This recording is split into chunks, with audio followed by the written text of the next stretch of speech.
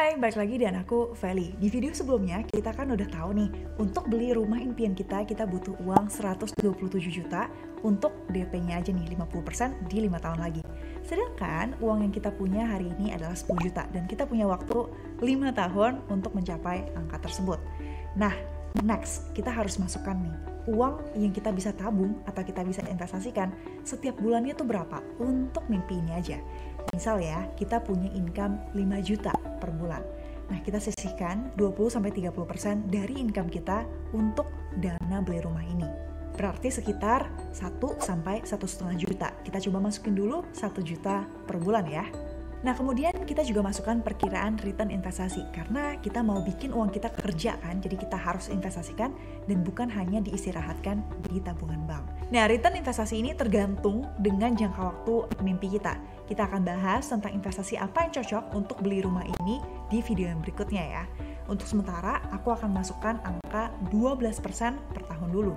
Nah, setelah kita masukkan, bisa investasi 1 juta per bulan dengan return investasi 12% per tahun, hasilnya di 5 tahun lagi sekitar 100-an juta. Which is nggak cocok nih dengan budget kita 127 juta. Jadi kita harus menyesuaikan beberapa hal agar bisa tercapai nih mimpi kita. Beberapa strategi yang bisa kita lakukan adalah, again, pertama, panjangkan waktu mimpi kita. Kalau tadi kita sebut 5 tahun, mungkin kita bisa panjangkan jadi 6 atau 7 tahun. Beri kita waktu lebih banyak untuk mengumpulkan uang. Kemudian kedua, mungkin bisa consider untuk turunkan budget rumah ini, kan 200 juta ya tadi. Mungkin bisa turunkan jadi 180, atau kita juga bisa turunkan proporsi DP-nya. Tadi kan DP-nya 50%, bisa turunin jadi mungkin 40 atau 30%. Kemudian yang ketiga adalah kita coba cari income tambahan nih, yang kemudian membuat kita bisa investasi, nabung lebih banyak setiap bulannya. Tadi kan kita income 5 juta nih, terus kita bisa investasiin 1 juta.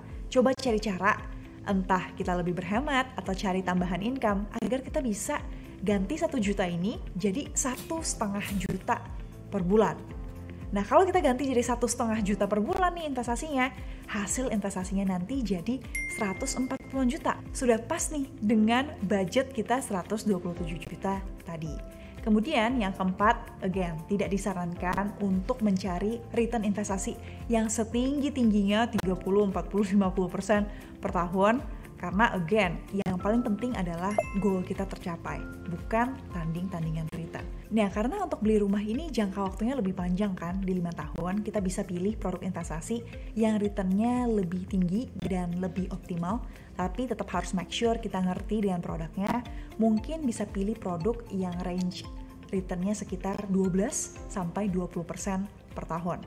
Nah, untuk menjawab investasi apa ya yang cocok untuk dana beli rumah ini, kita akan bahas di video yang selanjutnya.